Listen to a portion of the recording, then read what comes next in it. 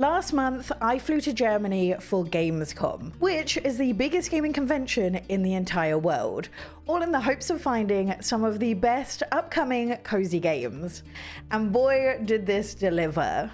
Now, even though Gamescom is absolutely massive and sees the likes of Nintendo, Xbox, and PlayStation all showcasing some of their biggest upcoming games, it also has the biggest indie game showcase of any convention I've ever seen. We're talking hundreds of indie games that you can walk up to, speak to the developers, and play their game. And thankfully, there were an absolute ton of brand new cozy games to play that I had never even heard of before, which is one of the reasons why I love Gamescom so much. And starting us off today, we're going to talk about Star Sand Island. This is truly a life sim that has a little bit of everything. Because even though this does begin like every other life sim seems to, with you leaving your life in the city to start a brand new one on a remote island, there's a lot that sets this apart. Now on Star Sand Island, your life will revolve around nature, seeing you fish, farm, look after animals, and explore everything that the island has to offer.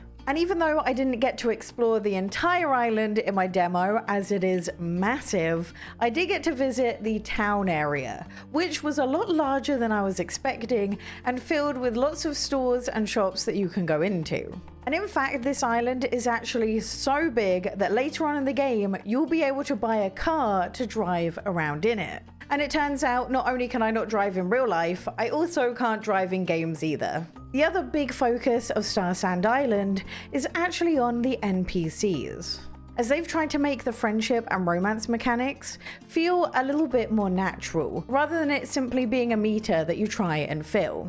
And on top of being able to decorate, you can also even build as well. Now, there was one aspect of the game I didn't get to see at all in the demo, which was the combat. It says on the Steam page this is going to take place in the ancient ruins, but so far I've only seen this written on the Steam page and haven't seen it in any of the trailers. I'm interested to learn more about how this side of the game is going to fit in with the life sim aspects and the story, but I am very excited for its release in early 2026.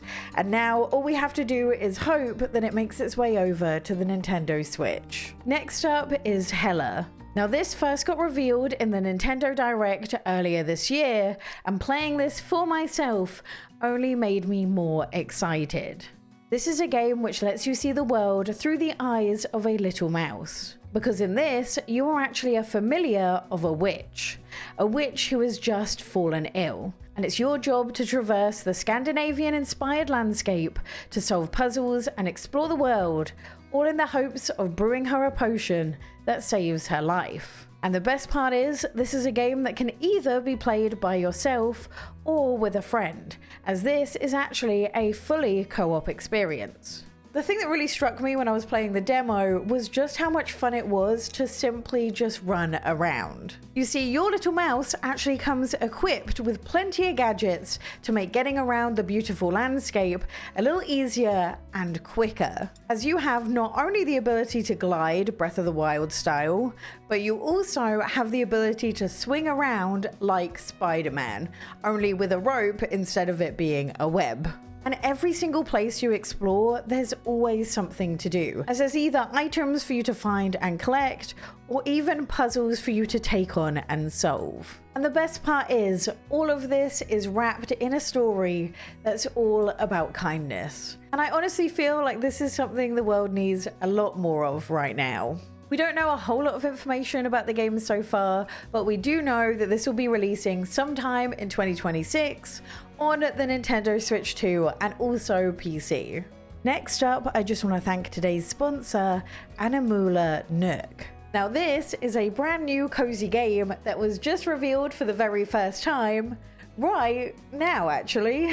And this is a fantasy cozy life sim where the smallest things tell the biggest stories, as you're shrunk down to live amongst the giant everyday objects. And this will see you explore every corner of your home, from houseplant forests to forgotten wells, all in the search of resources. But in this game, precious materials you collect actually comes in the form of rain droplets, sunlight, and even gentle breezes, which you can then use to build. And the best thing about being small is that you can build with everyday objects. So you can turn milk cartons into homes, a teacup into a cafe, and use everyday items that you find around you to decorate each of them. And on top of all of this, you'll also be able to befriend an array of NPCs who live alongside of you. What really caught my eye about the trailer though has got to be its graphics, as this looks absolutely gorgeous.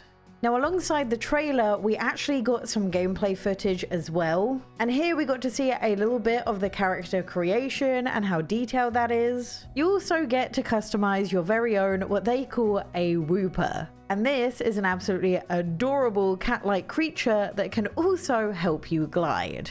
The decorating is something I'm really interested in. I love this idea of being able to decorate with everyday objects that are just huge. And I can't wait to see what people do with this. The only thing I am desperate to find out is if there is a story, as they showed us a little bit about the NPCs, but I'd love to know more. Now, even though this game was just announced, we so far know that it's going to be a free-to-play game releasing on PC, PlayStation 5, and Nintendo Switch 2. But that is all we know so far.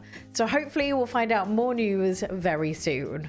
Next up, we have Little Corners. Now, this is a game that really caught my eye. And if you're already looking at this thinking this is something you need in your life, then you'll be glad to know that this is coming out on PC, but the developer does plan to bring this to the Nintendo Switch as well. This is a room decorator with a little bit of a difference, as all the items that you place down are actually stickers. And I love games to do with stickers because I have sticker anxiety, so I just have a collection of stickers that I'm never going to do anything with. So this game is perfect. This will see you begin with nothing but an empty room and a sticker book.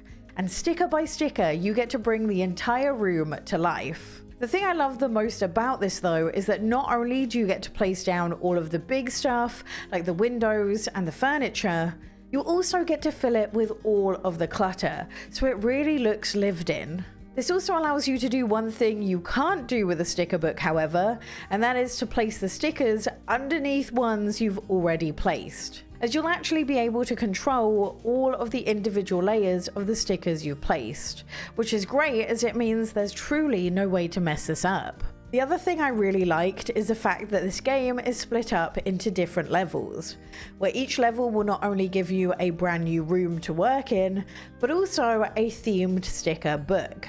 Now, the sticker book has plenty of options for items for you to stick down, but because they're themed, it means it's not entirely up to you to come up with a concept for each of the rooms, which I really liked. I absolutely loved this demo, and I can't wait to hear more about the game when it releases sometime in 2025. Next up is Animo.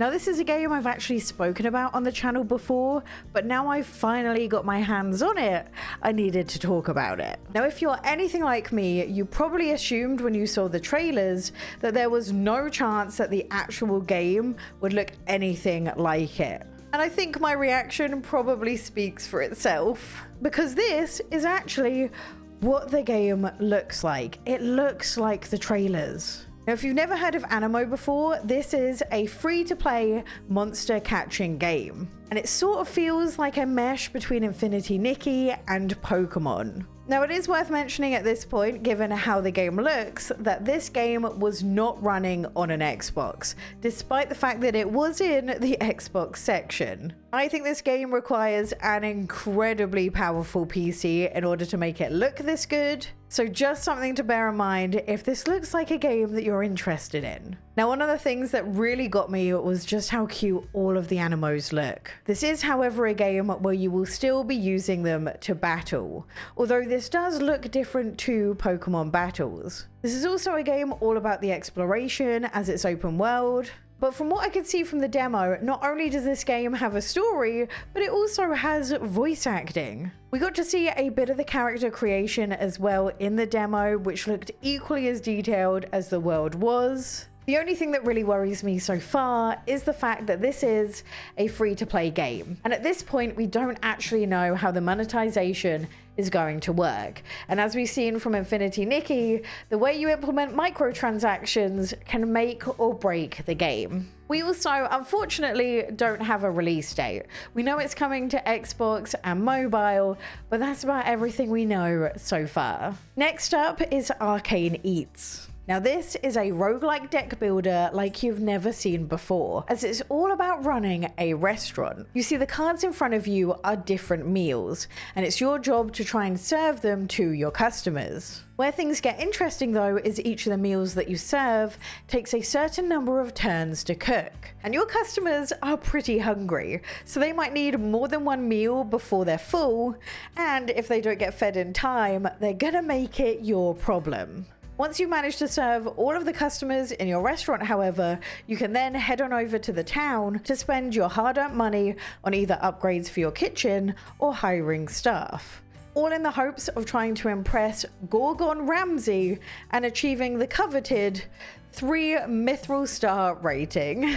This was truly such a standout game to me at Gamescom. I had so much fun with the demo itself, and the concept was so different and so new. So far, however, this has no release date, but they are hoping to bring this to the Nintendo Switch. Next up is Moonlight Peaks. Okay, I cheated by including this one, but I had to, because at Gamescom, not only did we get to see character creation for the very first time, we also got to see Beyond the Farm, which has honestly only made me more excited for this game. Now, in case you haven't heard of Moonlight Peaks before, this is a farming sim with a bit of a difference because you are a vampire. So this means that you can only work on your farm when the sun has set. And this is a world full of magic. So your crops and animals are nothing like you're used to, and you'll also be able to transform into animals to get your work done faster. My favorite feature of Moonlight Peaks though is your ability to use magic to tend to your farm. And instead of stamina, you actually have mana. So you're limited on how many spells you can use per day before you've got to go back to manual labor. Now, up until now, every single demo we've had of the game has focused on just being able to go around and do things in your own farm. And even though we knew from the trailers that this game takes place in a town filled with other vampires, werewolves, and magical people, we haven't seen that in the demo until now. So at Gamescom, not only did we get to see the character creation for the very first time, and honestly, I could have spent like an hour on this part of the game, but I had a limited amount of time to play it, so I had to rush past it. But we also got to see a small portion of the town as well. And I will say, this section that they let us run through was way bigger than I was expecting. Because not only did this introduce us to some brand new shops, I also got to see a couple of mini games, which was not something I was expecting, but something I really like to see.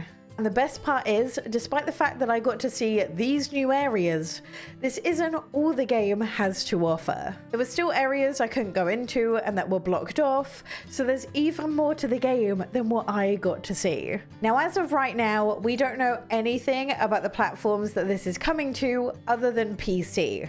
However, this game has been picked up by Marvelous. They are now publishing it. And Marvelous has brought us not only Rune Factory Guardians of Azuma on both Switch and Switch 2, but also Storia Seasons Grand Bazaar on Switch and Switch 2. So all I'm gonna say is if this pops up in a Nintendo Direct, I'll be excited, but not surprised. Next up, we have Recoin. If you're someone who fell in love with Balatro, then let me introduce you to what may become your next obsession. As this has the same idea as Balatro, but instead of it being a roguelike deck builder, this is a roguelike coin pusher. And honestly, I was hooked from the very first time I played the demo. This game merges together everything I love about roguelikes and everything that I love about coin pushers. Now, the way it works is that each round you have a goal, a certain amount of points that you need to achieve to make it to the next level. And the way you score points is by pushing coins off of the edge. The only catch is you have a limited amount of coins that you can use to get that score. Where things get interesting though is once the round ends, you can use your earnings to buy upgrades to your machine. This can either be in the form of chips, which give you permanent upgrades to your machine, prizes, which can temporarily help you out in some sort of way, or special coins, which have different effects as you play them. Now, each of the rounds that you play will have a progressively higher score that you need to achieve to make it to the next round. And much like Balatro, the noises are so satisfying. When you're on a good run, you'll have spin wheels going off, you'll have coin towers being built in front of you. And the crazy part is, what you're seeing right now is literally just the playtest. So the chances are they're going to add even more to this game when it fully releases. Now, sadly, there is no release date as of right now, but I will definitely let you know when I know more information. Next up is Cat Me If You Can. This is a hidden object game where all of the hidden objects are cats. And honestly, that's all I really needed to hear. I'm a simple cozy gamer, I see cats, I buy game. This will see you travel through a stunning black and white landscape, all in the search of cats. And it's your job, once you find one, to take its picture and begin to restore color back to the world. Now, this is a true hidden object game because some of the cats are going to be incredibly difficult to find, with some of them being hidden behind riddles, locked doors, or even contraptions that you'll need to figure out. And the best part is the developers have said that alongside PC, they're also hoping to bring this to the Nintendo Switch. Next up is Project Bloom Walker. Now, if you're a lover of Studio Ghibli, then this is the game for you. And this was actually debuted for the very first time at Gamescom. This is a surviving crafting game set in a stunning, albeit troubled land that has now been corrupted and polluted. And this means that there's nothing left but shriveled plants and ashy ground. But all is not lost, because you and your traveling caravan have the power to fix it. And this is a game filled with wonderfully magical secrets. Like, for example, this house with robotic legs also has a space cat inside of it.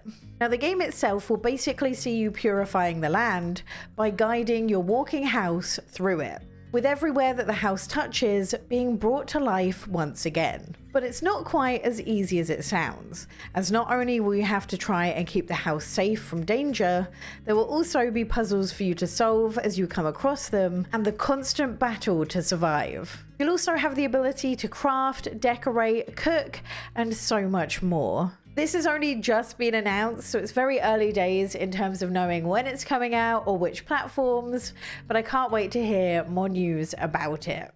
Next up, we have Winter Burrows. Now, you may recognize this game as it was in a Nintendo Direct not too long ago, and this is a cozy woodland survival game where you play as a mouse who has just returned from the big city only to find their childhood home in ruins. And if that doesn't sound bad enough, you also find that your aunt, who is meant to be looking after the place, is also missing, with no trace of her to be found. Now, whilst this does have a lot of cozy elements, like crafting, decorating, and chilling by the fire, this is also intertwined with it being a survival game. So you'll have to brave the frozen wilderness in order to collect vital resources to just stay alive. Now, thankfully, this is a journey that you won't have to do by yourself, as you'll get to meet new friends, all in the hopes of solving the mystery of your missing aunt. Now, I got to play this demo on the Nintendo Switch, and I've got to say, this game looks and performs really good. Now, the release date for this is a little bit confusing. It just says winter 2025 for Nintendo Switch, but Xbox and PC now have a date of November 12th. But I'm hoping this is a release date for everywhere and not just those platforms. That's it for my top picks of games that I got to play at Gamescom. But if you want to see my opinions on recently released cozy games, click this video here.